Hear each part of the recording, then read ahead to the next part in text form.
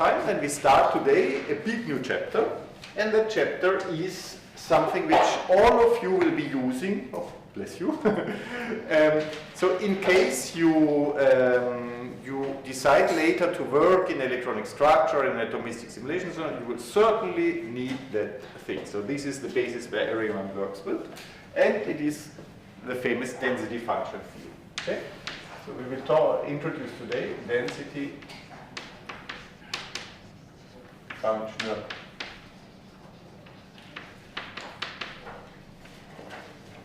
theory. So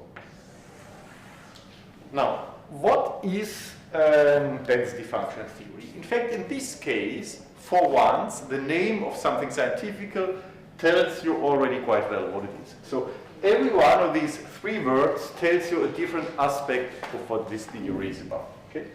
So density, this is, we have already seen density several times in this course. With this we mean the electron density n of r. Okay? So a scalar quantity everywhere in space, which tells you locally how many electrons are locally in this regional space. Okay? So density refers to the electron density, and when density is part of the title of this whole theory, this is because this sets density function theory apart from all other wave function methods and Hartree-Fock and the things we have seen last time. Okay? So the density, the electron density, is at the core and the centerpiece. We will talk a little bit more about it, in the sense that this is not a wave function theory.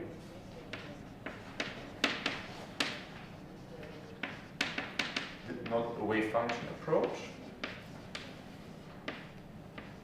So in a way which will become clearer today, I hope, instead of focusing on a many-body wave function, which we saw is very complicated, we will focus on the much easier quantity, which is the density.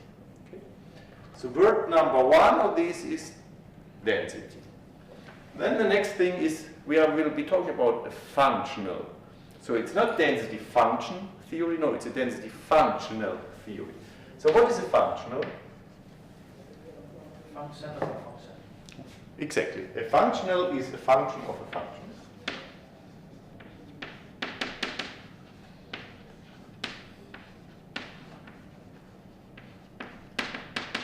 Okay, so what a function is, we know. Typically, it is something which maps, I don't know, real numbers to other real numbers. So f of x, you put in 5 and you get out d to the 5 or something. These are usual functions. Here, a function of a function, which is called functional, is something where you take a whole function and you get out a number. So it maps the space of functions towards the space of numbers. Okay? So function of a function. Can anyone give me an example of a functional? Not in the context of density function, but generally mathematically. Can you give me an example of a functional? How can you transform a function into a number? Any idea? Just so. It can be like just in a plain sense, like let's say a certain function of the space, a scalar function, a scalar point function, and there can be another function which takes this scalar point function and gives something else. Yeah, but how could it look? So I give you a function, for example, f of x, whatever it is. Okay, a simple function. Can you give me an example of a functional? Maybe x plus maybe 2 power 5, whereby x plus 3 is another function. So imagine this here, you said, what did you say, x plus? You have x plus 2, then maybe power 2 something. So x plus 3 to the power 2 something. Well, this might be a function, okay? Yes. But now the question is a functional. Give me an example of what might be a functional. I'm saying. Yes? Maybe, for example, if you have f of x is equal to cosine x, and then you define g of f of x, it's going to be x to the 5 plus x cubed. So it's going to be something like cosine of No, x but with so if you're in a, so for example, a functional, I write it for example with a capital letter. So a functional like f of x, this would be a functional of f, no? And can you give me an example? How could this look like? Because it's too abstract, a function of a function. How could it look? 2x plus 3 whole square. 2x plus 3 whole square. No, but there is no x. You have only f. 2f. No, but that would be 2f. Ah, so okay, so you say, wait a minute, but this here, if you say 2f, Plus this would again depend on x. You have to get out a number. Okay, okay. So that is not a nice example. But one example, and we have most functions which are around, have something to do with the integrals of functions. So one thing might be the integral, I don't know, between 0 and 1 of f of x dx. Okay? This might be an example of a functional. You give in the number, the function f of x, and you get out a number which is the integral between 0 and 1 of this function. This might be an example. Okay? You get out a number. Or something much easier, another example. Cos fx. Or you might have a functional even easier than the integral. It might be the value of the function at a given point. So it might be f at the point x equals 10 or so. Okay? This gives you also a number. You give me any function, and I give you back the value of the function at, for example, x equals 10, and this would also be a functional, an easy one. Most functions have this kind of form. One famous kind of function which you have always been dealing with is the norm of a function. This is a functional, okay? And this was typically defined by the integral minus infinity to plus infinity of the norm f of x squared. No? So the norm, when you calculate it, is also functional. You give in a function, and the square norm of it, defined this way, as we always do, for example, when we normalize wave function. So this here would also be a functional. Calculating the norm of a function is also a functional. Okay? So in general, it's like the functional of a function should not depend on the degree of freedoms on which the function depends. Yeah. You must be careful what is mapped on what. The space of functions is mapped, okay? Not the space of real numbers. F maps real numbers to other real numbers. Okay? Or it might map complex numbers to whatever. But so one example is real numbers. While a functional is mapping a function to real numbers. Okay? So that is a function. So our thing will have to do with the density. It will have to do with a function of a function. Okay?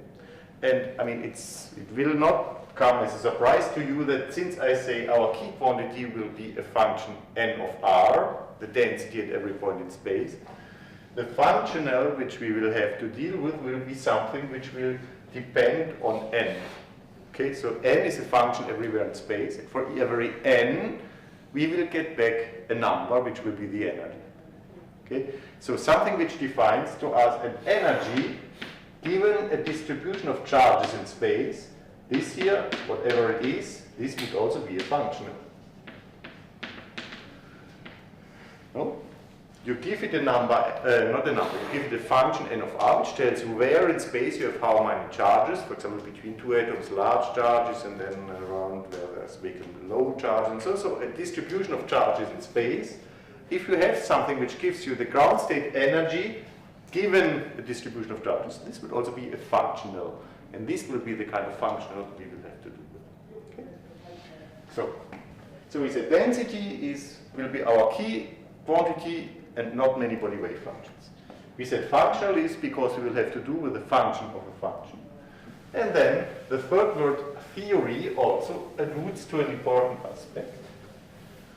Namely, this is really like a mathematical theory, and there will be a proof attached to it. So this is really a theorem, and it is exact. So, okay, while Hartree-Fock is an approximation, density functional theory is in principle an exact way of approaching the many-body problem. Okay, so there is theory because there's a theorem behind it, a theorem which one can prove. And this theorem, well, everything which you can prove mathematically is obviously exact. Now, those of you who perhaps have already done some exercises in the framework of DFT or read some papers, you might have read the fact that people say, oh, this problem is so complicated, density functional theory cannot handle it. Okay? This is something which comes out very often. People say, oh, DFT is not good enough to do something. However, I now say it's a theorem and it is exact. Okay? So when we look into what DFT really is, you will discover that in fact, the theory itself is exact, but one will need, obviously, to do some approximations when one uses DFT, and it is those approximations which fail later on. Okay? So DFT by itself, it never fails. It is always an exact theory, and in principle, it's always applicable where this theory is applicable. But then in practice, one will need to do approximations. We will see which approximations, and those approximations sometimes fail. Okay? So, but this is what DFT is. So we talk about the density, we will find the energy is a functional of the density, and all this will be based on a theorem which we will see today. So let me also say that this here has been invented already in 1964.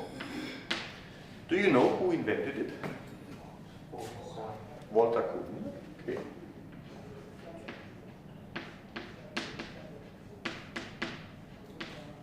Who got the Nobel Prize for it, together with the guy called Pierre Hohenberg. And this theorem, which is the basis of it, is called the Hohenberg and Kohn theorem. Okay. Something which is extremely useful. So this is just about what we will be talking about. We will be talking about these three aspects.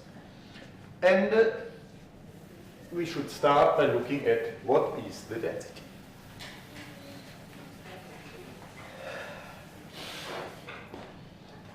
So obviously this here will occupy us very much. What is the density n of r? Well, about n of r, so it's a distribution of the electronic charges in space.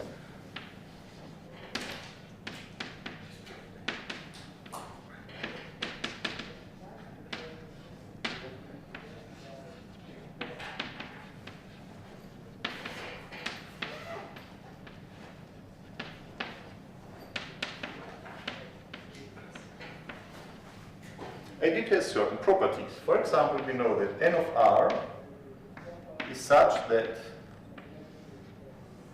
if you integrate it over all space, so integrate d3r n of r, what do you get?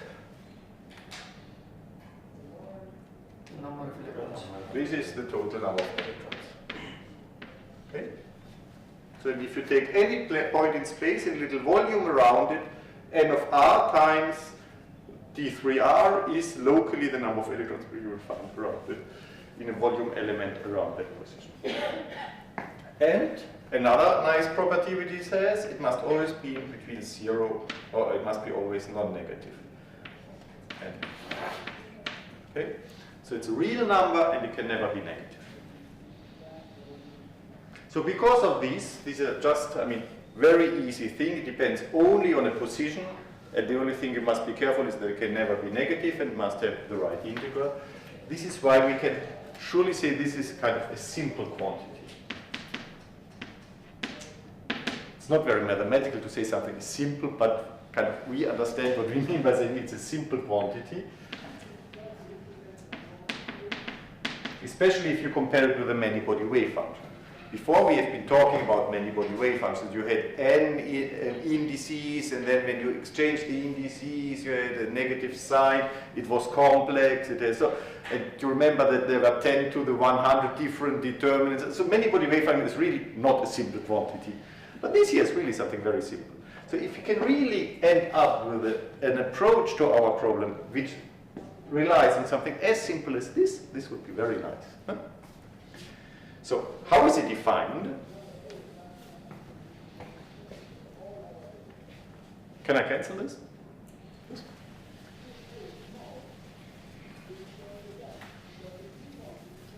So let us look what is the definition of the density.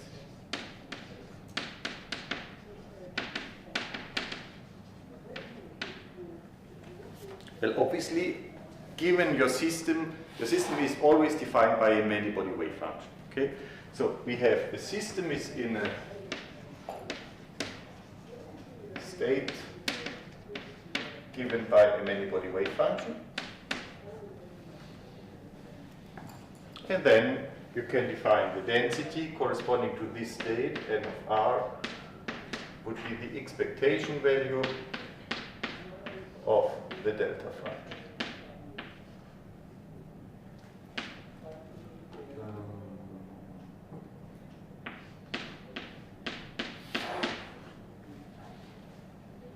So this is R operator. Okay. So it's the probability to have an electron at a given position in space. This notation here means this is the position operator, while this here is the argument of n. Okay? So in principle, it is just calculating this single particle operator as we've seen it very often. How is it in practice calculated? Well, in case if our many-body wave function is phi, so a single determinant,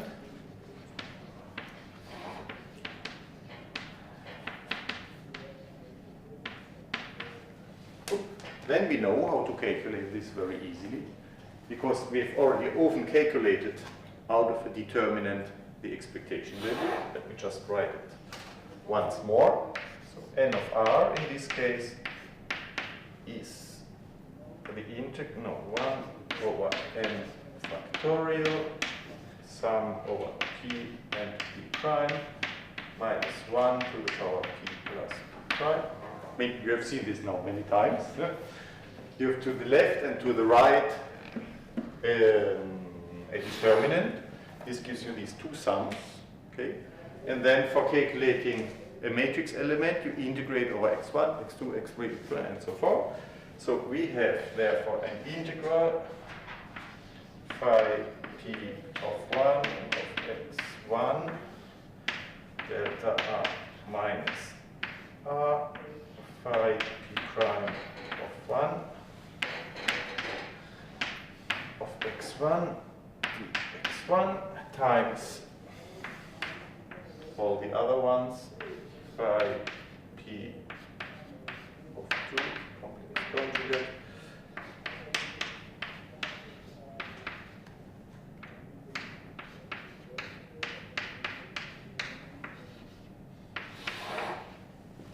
dx2 times and so on until the last integral is phi complex conjugate p of n electrons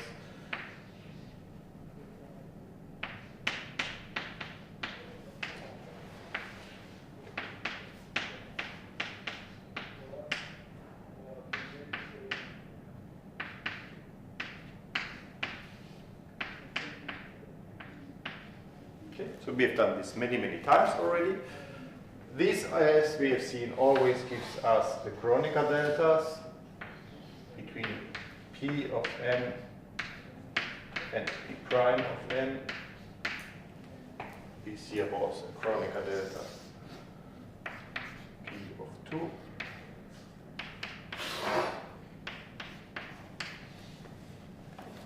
Remember that we've done this very often where we had a single particle operator between the same determinant. That meant that the two permutations need to be the same.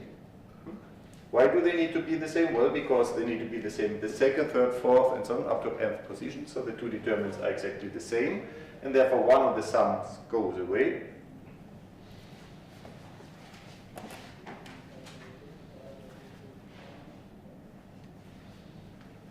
And we end up with n of r is simply the sum over all the states, 1 to n e, which you have in your determinant, phi j at position r squared. So if you have a simple determinant, you can get this easy quantity n simply by looking at all states which are inside this determinant, and you calculate the norm squared of all of them. Kind of what one would have guessed. So this tells us, yes, our simple quantity, if we know the wave function, and if it's a simple determinant, we can get it easily. And you remember n of r, in fact, was also appearing in Hartree-Fock theory in the Hartree energy. We had n of r prime. Okay? So this we have seen many times. What happens if psi is not a single determinant? Well, so if our many-body wave function psi is not a single determinant,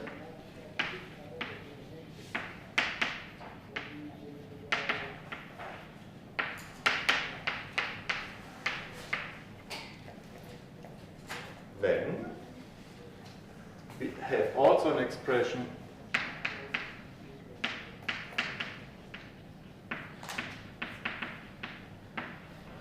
of n of r is more complicated.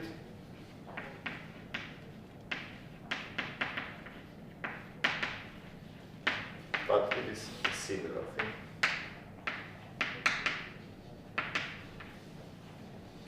Why am I doing this? Because I want to make sure that it is clear that if someone gives us the complicated object of a many-body wave function, out of the wave function we can always extract the density. No problem. Okay? So it's, once the wave function is defined, the density is equally well defined. Be it that the many-body wave function is a simple determinant, then we have this here. If it's many determinants, then it looks similar. It's again related to products of the orbitals, but a little bit more complicated. Okay? Anyway, so this here is always our general definition.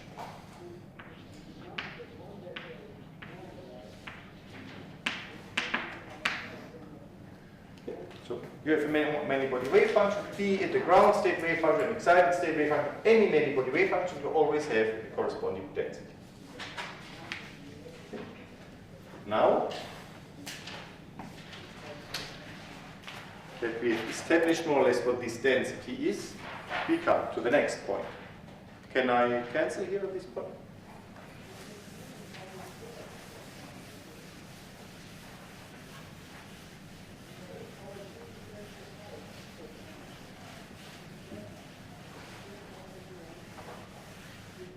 So, all that follows now is not any longer generally for any many-body state, but we are interested only in the most important case. And the most important case is when one is looking for the ground state.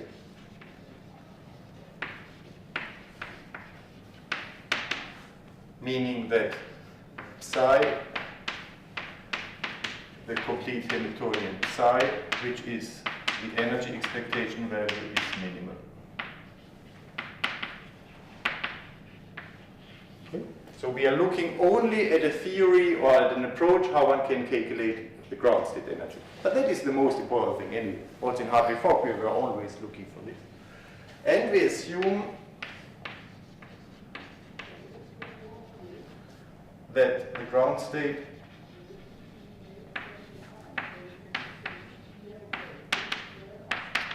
is non-degenerate.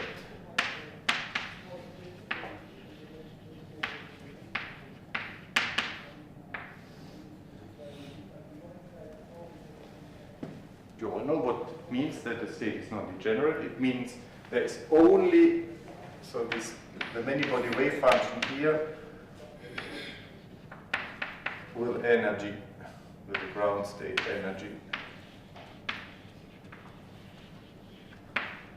B0 is unique. Okay. So there are no two different many-body wave functions which leads to the same ground state energy.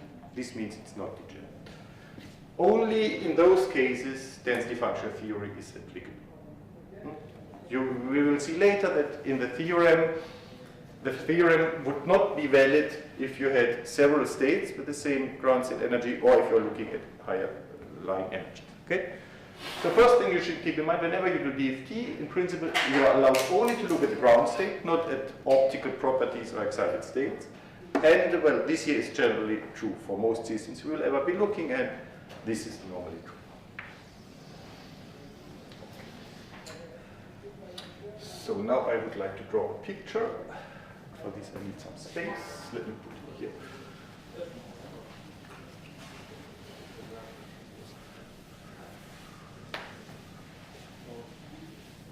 So now comes the conceptually most important thing of everything. So imagine you have a system which is made out of n electrons. Okay? So to keep the idea, imagine we have 4 electrons. Okay? We have our many-body Hamiltonian, the exact Hamiltonian, or as exact as it can get after the Born-Oppenheimer approximation and so on. So we have done Born-Oppenheimer, we do non-relativistic quantum mechanics. We have an exact Hamiltonian, He. In that Hamiltonian, we have kinetic energy, electron-electron interaction, external, and so on. So what in the Hamiltonian makes one system different from the other? So we are talking about the systems which all have the same number of electrons. For example, 4 electrons. Which part of the exact Hamiltonian is characteristic for this system? Let me ask you in a different way. You have a 4-electron system. There are many ways how 4 electrons can be distributed in space. For example, you could have 4 hydrogen atoms in a line. Okay, that might be a 4-electron system. Or you might have 2 helium atoms at some distance. This is also a 4-electron problem. Or you might have a lithium hydrate, and lithium atom and a hydrogen atom. It's also a 4-electron system. Or you might have simply a beryllium atom, which is also 4 electrons. Okay? So there are many different ways how 4 electrons can be in space. Where in the Hamiltonian are they distinguished? The atomic, the number of nuclei. No, it's not the number of Number of protons. It is linked to the protons, but where in the Hamiltonian does this appear? Interaction. In the so-called external energy. So it's the interaction of the electrons with the nuclei. This is what distinguishes a beryllium atom from a chain of 4 hydrogen atoms from lithium H or something. Because there the nuclear charges intervene and the position of the atoms intervene and so on. So given a number of electrons, what distinguishes one system from the other is only the external potential. The other terms in the Hamiltonian, they are always the same given a number of electrons. You have always a kinetic energy. That term is independent of how the nuclei are disposed. Okay? You have the electron-electron interaction. That term is always the distance between 2 electrons, 1 over the distance, and this is always the same. Okay? So the only term in the Hamiltonian, which is the fingerprint of the system you're looking at, is the so-called external potential. It's an easy thing. It is this potential Vx of R, which we have always written as a sum over all nuclei, Zi squared divided by the distance from the nuclei. Okay? So this simple term here, this here is the fingerprint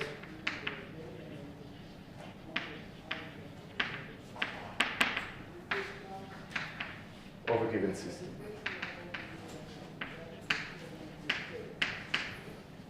And to transform, I don't know, a beryllium atom in a square of 4 hydrogen atoms, simply by changing this term here. You change the positions and you change the number, and but only this term changes.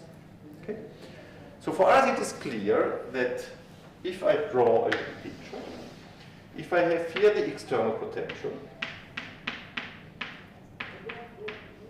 this quantity here, this is, if I plug it in our many-body Hamiltonian, this is what makes my system specific. Okay? So, if I know this, I can write the Hamiltonian, which is essentially kinetic energy plus electron-electron plus this here. Okay?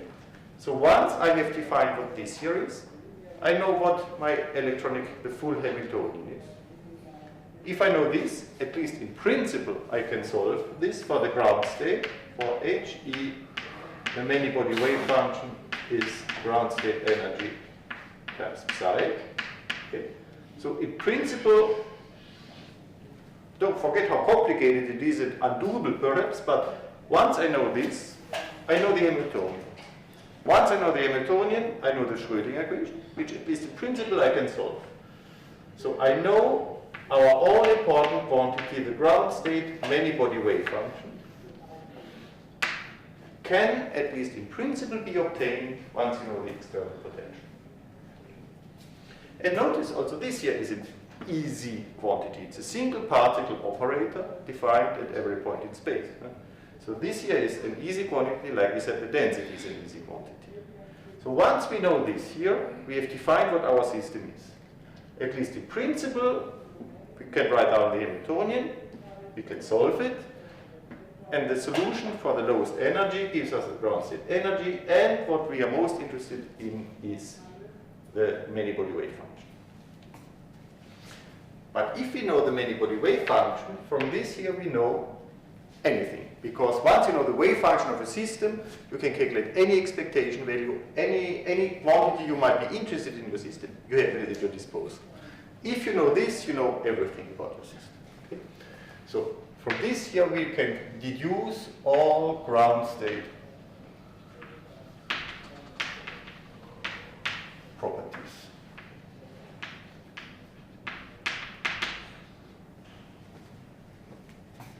Okay? So, we start from an external potential. We can write a Schrödinger equation, we solve it, we know all ground state properties. But what we have been doing in the first part of today's lesson was we've shown that if you know the wave function, you can calculate the density, no? Simply by calculating the moduli square.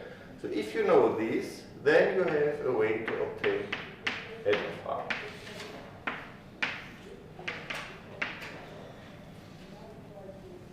Okay.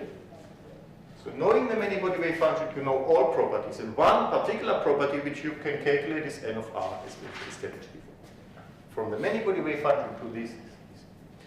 So you can get from the easy quantity Vx, which is the fingerprint of your system, to the other easy quantity, which is N of R, at least in principle, simply by solving a Schrödinger equation. Okay?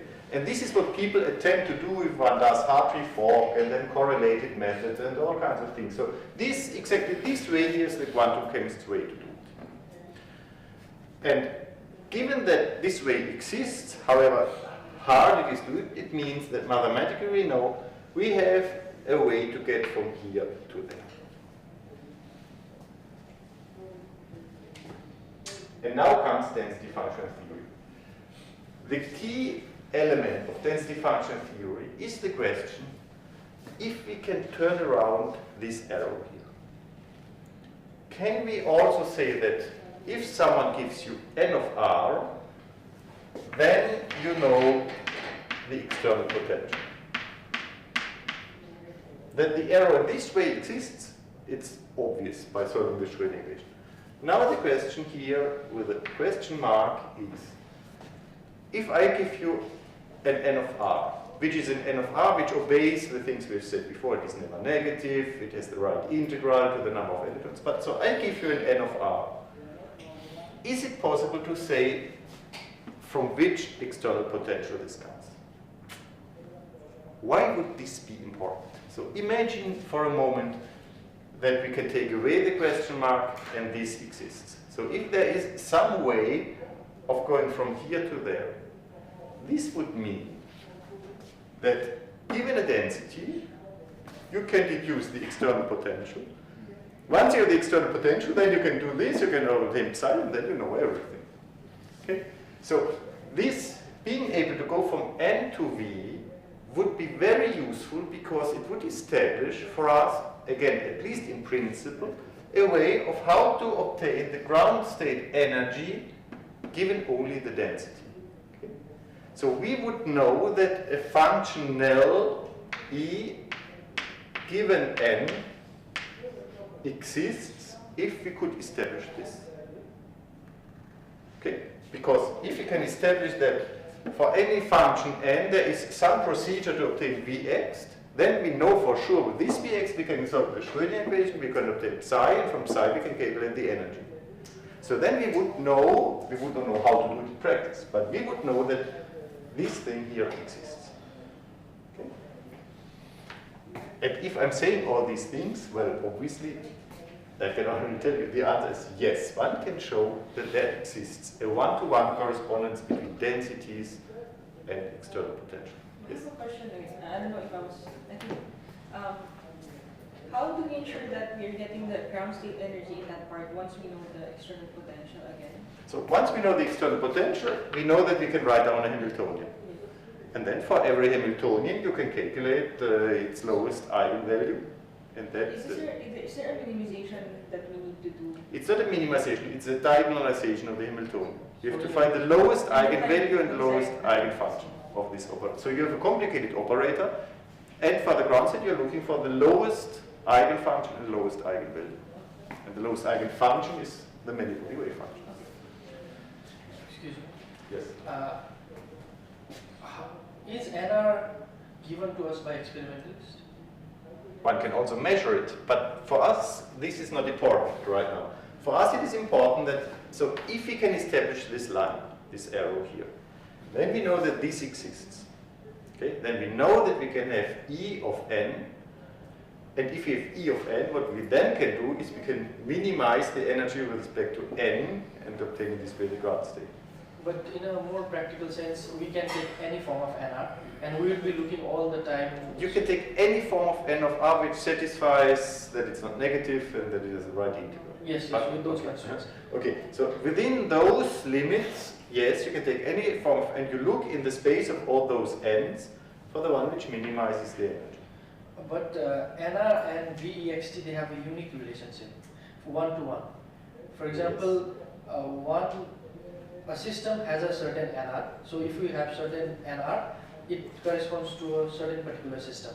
Yes. So since we have a finite amount of system, we have to choose NR wisely, because it's... Yes, you have to, and the way one chooses it is by minimizing the energy. You see, if you know that this exists, and if you have a form of it, I mean, the shape of E of m will come at a later point.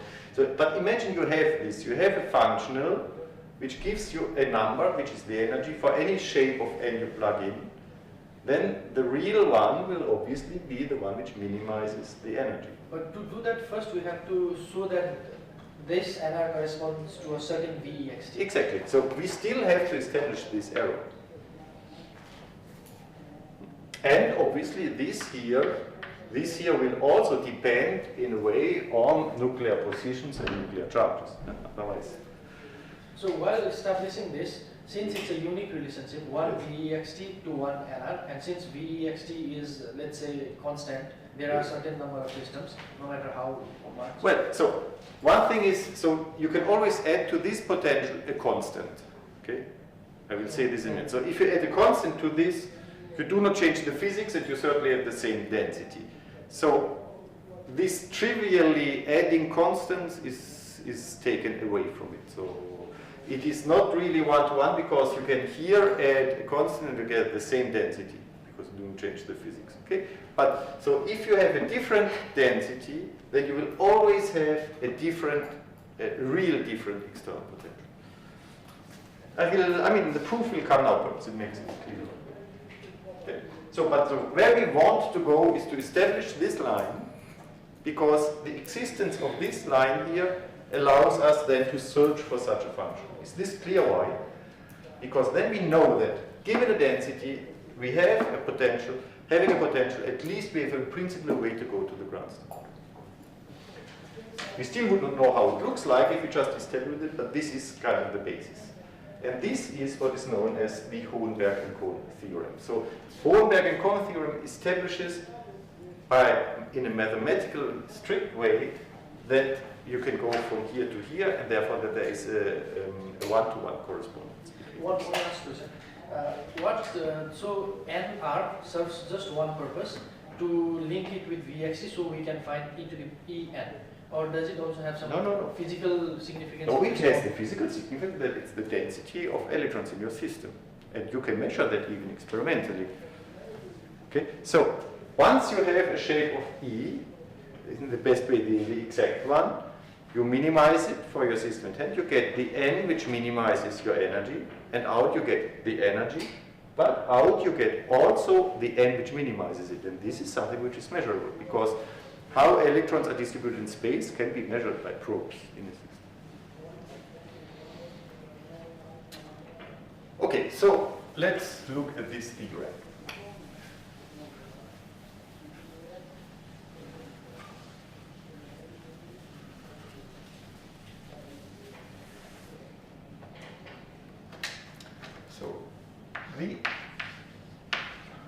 Hohenberg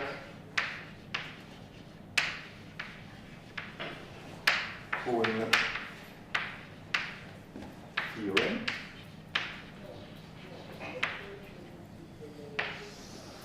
Which was, as I mentioned, already invented in 1964, while Walter Kohn was in Paris on a sabbatical leave. He has developed this and published it. So it's a theorem, something which is exact, and it is a so-called indirect proof. In mathematics, what is an indirect proof? Something with, like, is it related to negation? Negation, we take this is incorrect and then we... Exactly. So we assume the opposite of what we want to prove and show that it leads to a contradiction. Okay, and this means then that the first thing, what our assumption was right. Okay, so it's an indirect proof.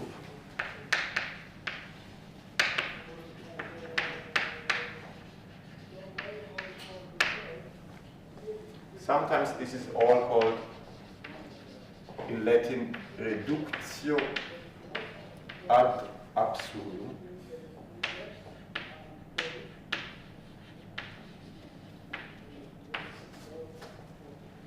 Means absurdum, it's Latin. So reduction to the absurd. Okay, so you assume the opposite of what you want, and then you show that this is absurd and cannot be true. Okay. So what we imagine is the opposite. So we imagine that we have two different external potentials, one called V, one called V prime, which lead to the same density. Okay. In this case, we would not have this. If for a given density there is more than one potential which can lead to the density, then we would not be allowed to make this. Okay. So we assume now that we have two different external potentials. I call it them V and V prime, and they must be really different, so not just a constant between them. So two really different potentials, and we assume that via the Schrödinger equation they lead to the same density. This is what we assume, and we will show that this is impossible. Okay? So we assume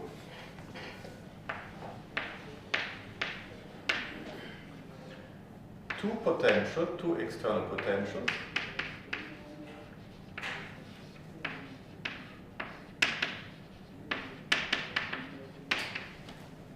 Vx and Vx prime, such that their difference is not constant.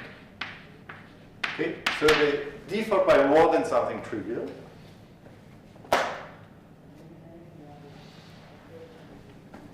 Assume two external potentials such that which lead via the Schrödinger equation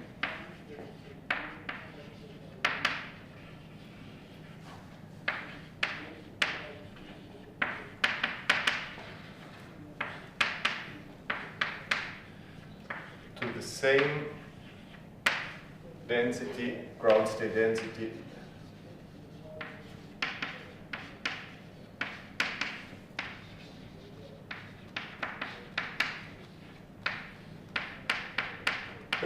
So we have V and V prime, but we do not have N and N prime because we assume that they have the same density.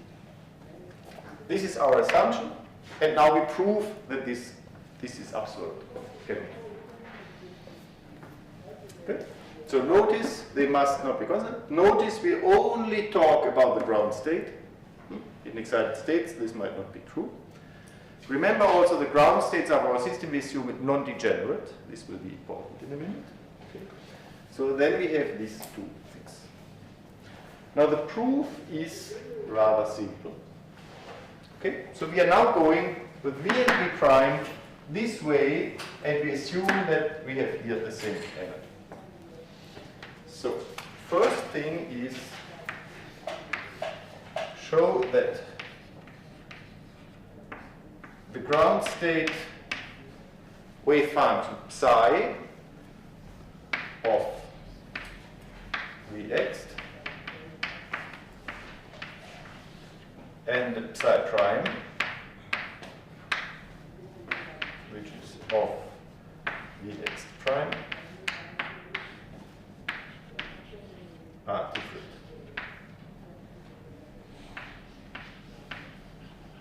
So in the first step, okay, we show this. We show that they cannot have the same ground state wave function if they have two different external potentials. This you can see very easily. So we have a kinetic energy. So we write down the two Schrödinger equations.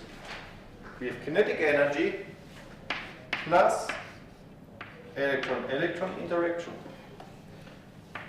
plus the external potential acts on the many-body ground state psi and gives us the many-body ground state energy times this.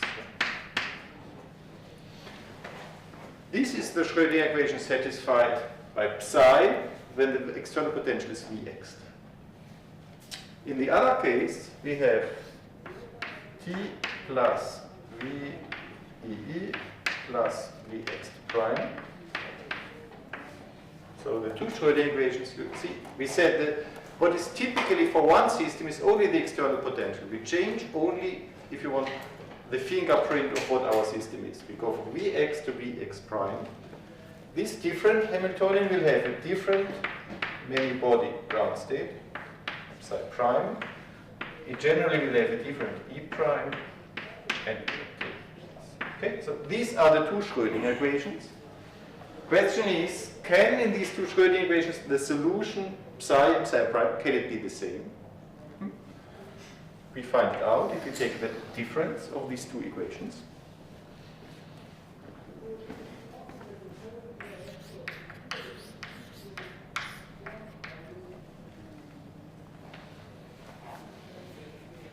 Again, we assume that psi equals psi prime and show that this leads to a contradiction. So here we have T plus VE times psi. If psi and psi prime is the same, we have here exactly the same term. If you take the difference, they disappear. So we are left on the left-hand side only with Vx of R minus Vx prime of R acting on our many-body wave function. And on the other side we have E0 minus E0 prime acting on psi. Okay, so we take the difference of the two equations and we assume that we have the same wave function. What do we get? We see here the difference of our two potentials acting on our many-body wave function is the same as E0 minus E0 prime, so the difference of the ground state energies of the two systems times the wave function. But now you see this is a contradiction, this is absurd. It's not possible because we have assumed that this difference is not a constant. Okay? We said they are really different, not just by adding a constant to the potential. So this here is not a constant acting on psi. But here, this is the difference between two energies. This is obviously a constant, whatever the two energies are, acting on psi. This cannot be impossible. Yes? Can you please explain what you mean by Vx? Look at the difference between the potentials. Not a constant. Indeed, I did explain it. Yes. So if they are if the difference is a constant, okay, and then you add just a certain number to all energies, but the physics will be exactly the same. So one calls generally one mechanism two potentials which differ by a constant equivalent. And here we have to, what we want to say is, if the two external potentials are really different, they represent different systems, then this cannot be a constant. Okay? Because, for example, in one system you have the hydrogen atom here, in the other you have your hydrogen atom there. So what the electrons feel is something which is not just changed by a constant, but the difference is something which is the difference between having the 1 over r potential here or there. Okay. So if you have a different system, then Vx and Vx prime, they are clearly more different than just adding a constant to all potentials. Okay. Again, so if you have, for example, in one system you have an atom here. You have a potential which looks like this. In the other system you have your potential more here. Okay. So the two systems are different because in one case the atom is here, in the other there. Now if you can get V1 or Vx minus Vx prime, you get something which looks like this, and here like this. No? This is the difference, and this is not a constant. So we assume we have two external potentials which are differing by more than a constant. And now we want to show that these cannot lead to the same density. What we have shown now, if you look at the ground state, okay, having these two different external potentials, it cannot lead to the same ground state wave function. The ground state wave function clearly must be different. Okay? So what is wrong so far is that psi and psi prime are the same. We have not yet arrived at where we want to go. We have now arrived that if they are different here, then the ground state many-body wave function must be different. Good. Then, any questions to this?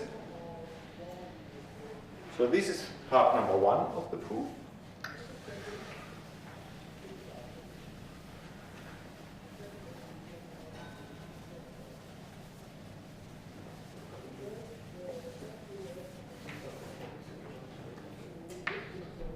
Part number 2 of the proof.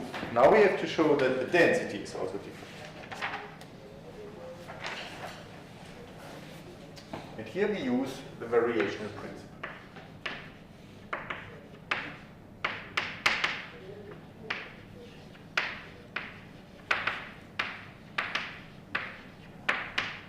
The variational principle tells us if you take the expectation value of the energy, the real wave function is the one which has the lowest energy. And if you change somehow the wave function, the energy will always be higher. No? Okay. So we write the energy E, the ground state energy prime of the prime system. This is our many-body wave function of the prime system times the energy. Let me write everything. P plus VE plus Vx with a prime times the wave function with a prime. Okay? And we know that psi prime and E prime are those energies and wave functions which minimize this Hamiltonian.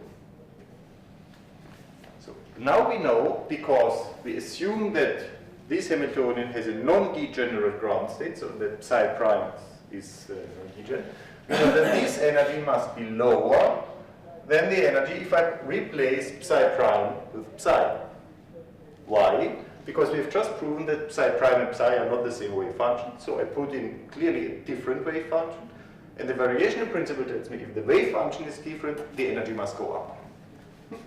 So I put a wrong wave function for this system, so this is lower than psi times T plus VEE plus Vx prime times psi. Okay, so I've replaced psi prime with psi, and I arrive at this.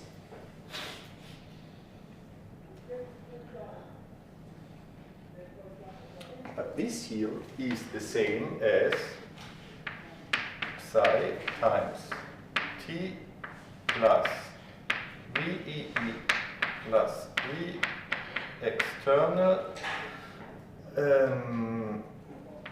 plus V external prime minus V external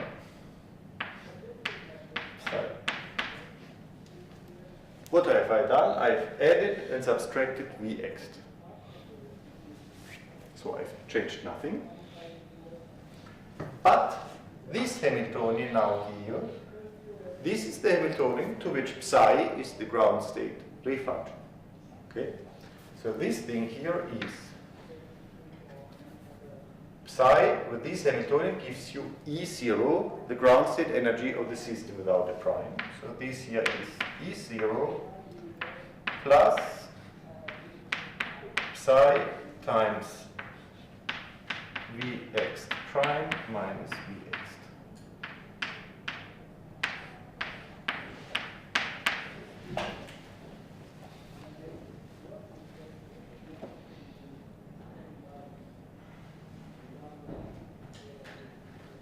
In other words, E0 prime, which we have here, is lower than E0 plus this here, you can write it explicitly, it is the integral over Vx prime of r minus Vx of r times n of r. Okay.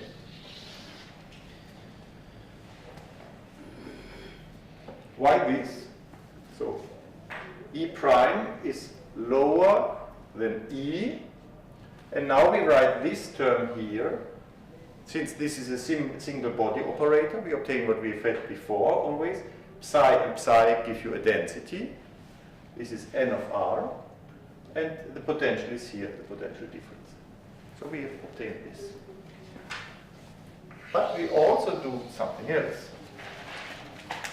We can also write that E0, the ground state energy, which is defined as psi times T plus VE plus Vx times psi.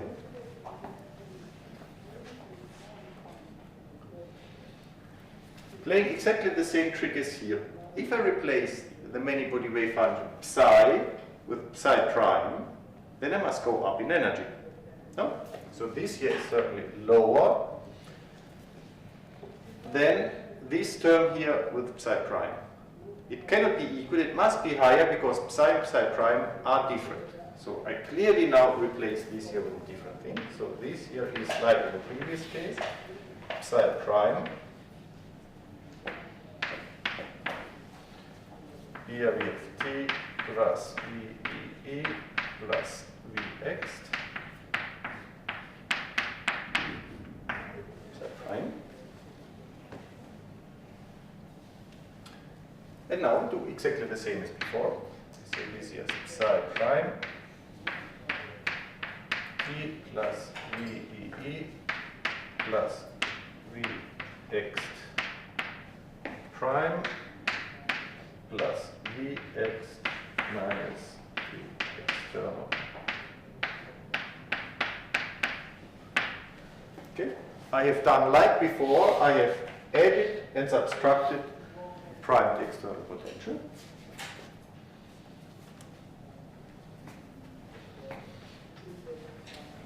But this here is the Hamiltonian of the primed system, of which psi prime is the ground state wave function. So this here is E naught with a prime plus psi prime Vx minus Vx prime times psi prime.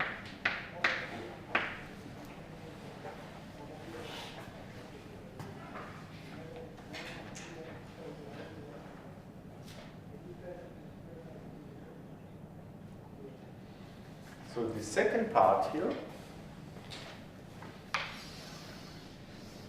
tells us that E naught is lower than E naught prime plus the integral over Vx of r minus Vx prime of r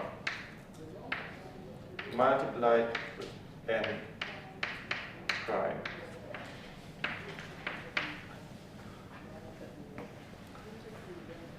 Okay, So here we do the same. We calculate this here with the wave function primed, and I get here the density of the primed system. But in the beginning, when we assumed that our things are positive, we said we have two different external potentials, Vx and Vx prime, which have the same density. So we know that this here, we have assumed it to be the same as n of r. Remember? Okay. But if n prime is the same as n, then now look at these two equations. We make the sum of these two equations, and we obtain on the left-hand side E prime plus E is smaller than E plus E prime, and these two terms cancel because we assume the same density. So we say that one quantity is smaller than the same quantity. This is mathematically impossible. Okay? So if I take here the sum,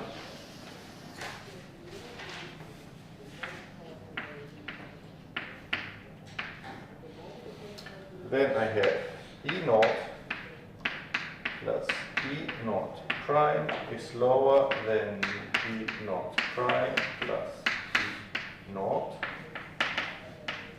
if n of r is really the same as n prime of r, and this is also absurd. This is impossible.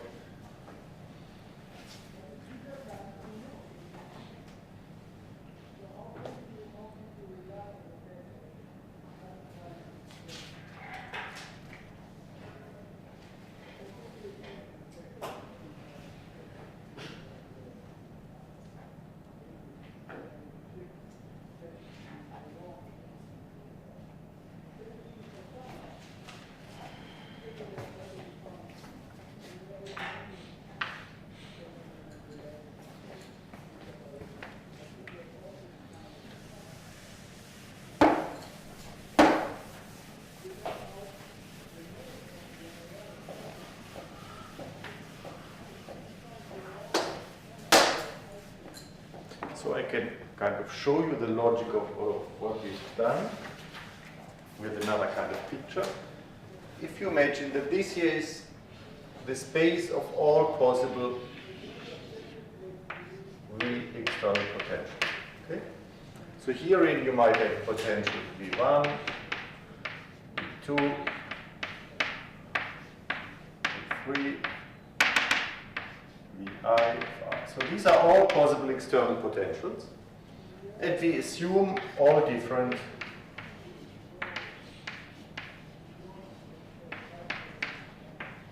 by more than a constant. So two potentials which justify by a constant, we assume they are the same potential. Okay? So you have here obviously an infinite number of possible potentials. Okay? Here we have the world of densities.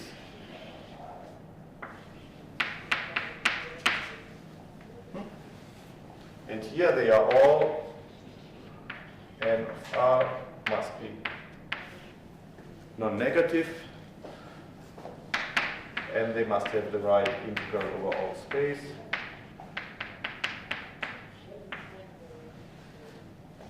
And here we also have then some density 1 and 2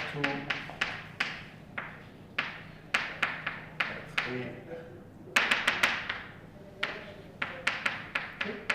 Obviously there's an infinite number of possible densities, but I just draw it as if they were finite. Okay? So what we have shown now is that if I give you a density, then there exists only one element here, one potential to which this corresponds. We've shown that for the same density, there cannot be two. So it is impossible that there is also a second external potential which has the same. This is what we have just proven. This cannot exist.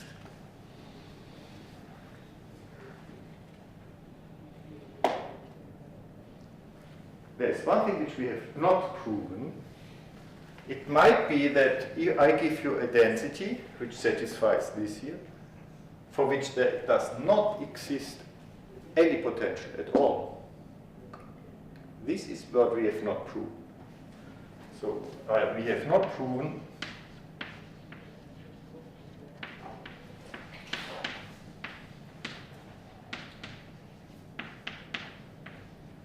that for all n of r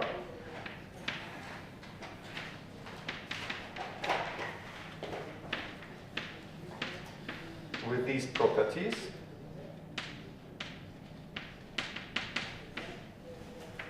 so these properties here,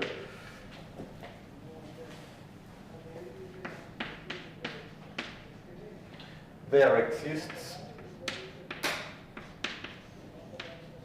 a V external for which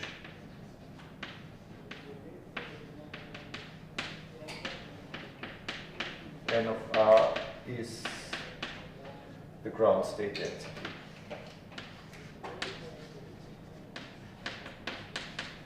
Okay, so we have only proven that there cannot be two arrows, but we have not really proven that there exists always one arrow. We have not proven that the density could be so strange that whatever you plug into a Schrödinger equation, you will never get a density like this out of it. So this what we have not proven here, this has a name, this whole thing, and this goes under the word V representability.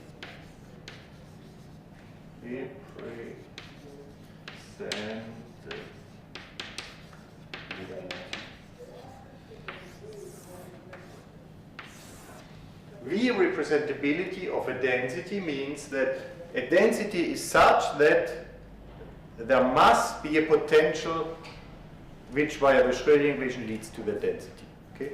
This is why it's called V representability. Can we represent every possible density with an external potential? Or in words of this here, we have not proven that we can always, for every element here, we can always draw an arrow towards here. Okay? There might be, the density might be so strange that you cannot find a potential. So we have not proven it here, and we will not work on this further here. For this, I just ask you to believe me. So I ask you to believe me. So in fact, not every mathematical function with this here is V representability.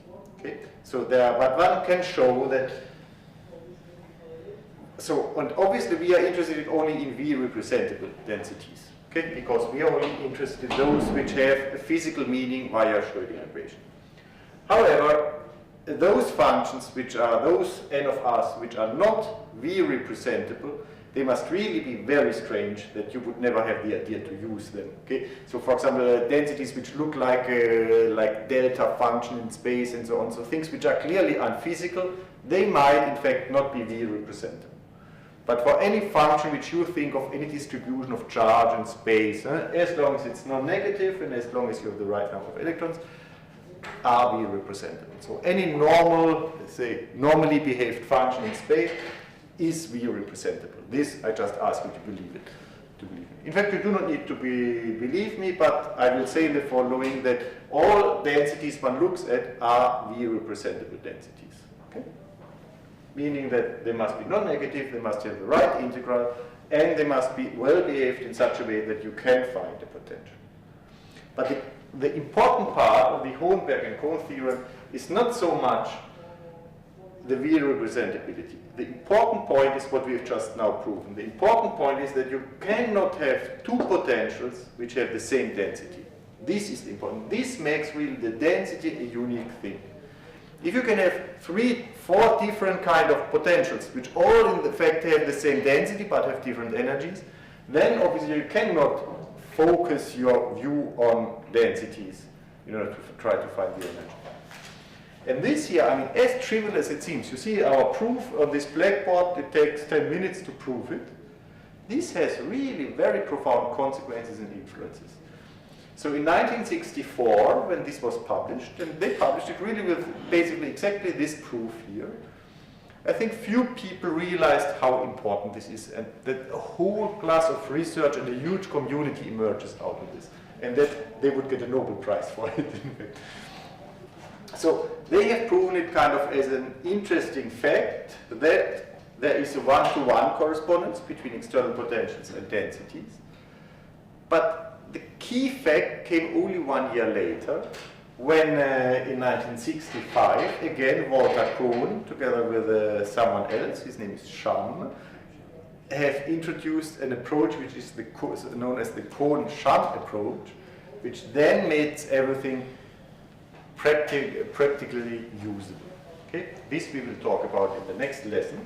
So what we have now proven is, instead of taking as fingerprint of our system the external potential, we can equally well take, so now we can take this here. And yes, we always have exactly one external potential. Okay? So we have now proven, thanks to Hohenberg and Kohn, in a mathematical rigorous way, that we can consider the ground state energy E as given by the density. Okay? So we have not seen how this functional would look like, and obviously this is the key ingredient. So, but we can imagine that once we know it exists, we can try to write down this functional. Once we have the functional, we minimize it with respect to the density. And once we have found the density which minimizes our functional, then we have found what is the charge distribution in space, but most importantly, what is the ground state energy. And we will not need to look at the many-body wave function at all anymore. This is the power of density function theory. Everyone likes to avoid this complicated piece. You remember from what we've done before, it's really nothing one likes to handle a lot of many-body wave functions. But if we can write E as a function of n and minimize E with respect to n, you will never ever need to look at this. You can work only in the space of densities, potentials, and all simple particle quantities. Now it is clear that, you remember we have been talking about correlation and so on. The problem we try to solve is not an easy one. What electrons which interact, which correlate, what they do in the ground state is something which is clearly complicated. Now I've shown you here something which looks super easy. It is so easy because n is a simple quantity, E is a function of this, and we only need to minimize with respect to an easy quantity n. But normally difficulties don't go away. Okay? So we have discussed, or not only discussed, we've proven away the need to work with a many-body wave function. But clearly somewhere the difficulty must be hiding. You see, there is this monster, this correlation monster, it is hiding somewhere. And if we can get away of the many-body wave function, which is having our correlations and the fact that there are so many determinants, somewhere the difficulties are. And where are they? Well, the difficulties are being hidden in which is the functional form of E. Okay? So we know that there's a functional of an easy quantity, but clearly the functional will not simply be an integral over n or something. It will be something really complicated. And you can also imagine that between 1964 and 2019, a lot of research has been done to try to get this E of n as exactly as possible. Really, a lot of research has been done. And one thing which today one can say is A, no one knows the exact function, so one has to approximate it. And B, today it is rather clear that the exact function would have such an immensely complicated form that it is probably even would be easier to deal with a many-body wave function. So there is no way how we can hope to get the exact shape of E of n. We know it exists. We have today proven mathematically that a functional E of n, which gives ground state energy knowing density, that this exists, we have proven. What shape it has remains open. And this is now what we will do in the next lessons. We will try to approximate it and find a functional form for it which we can use. So when people tell you, oh, this system which is an oxide of transition metals and here and there, never density functional theory will work. No, density functional theory will always work because we always know that E of n exists. What does fail is the functional form we invent for E of n. We will have to write something, some approximations, and they fail in certain cases. Because I mean, Yeah, as I said, the monster of correlations is hiding somewhere, and is hiding in the exact form of what this thing here is. Okay? Any questions to this? Yes? So in this case, we have proven that like 2 can go to 1, Yes. and there exists something that doesn't have mapping. Yes. But what about many from here to there? It won't matter because, for example, 1 can go to many. Yes. For example, 1V can go to many n. No. Because, so 1V defines you the many-body Hamiltonian. And we assume that the many-body Hamiltonian has a non-degenerate ground state. So there's only one psi which minimizes the energy. And one psi is always one well-defined n. Okay. So you cannot have 2 densities coming out of one Hamiltonian. Then this would mean that your ground state is degenerate, excluded. But this is not a very strong restriction. In most cases you will be looking at, or one is interested in, ground states are not degenerate. So, I mean, there are systems with degenerate ground states, but this is not the main. The main issue for using DFT is the shape of E of n, which we do not know. Okay? Good. So we have seen today the basis for a new approach which allows us not to look at the wave function, which allows us to directly calculate the energy, but it is limited. It is limited by the fact that we do not know the shape of this functional, and it is limited because it applies only to the ground state. While if you write the Hamiltonian here and you calculate in principle higher lying states, then you also have all excited states and so on here. DFT will provide you only answer to ground state, okay, and it will only provide you in principle the energy. Okay, if there are no other questions, then we stop here, and on Wednesday we approximate E. Good.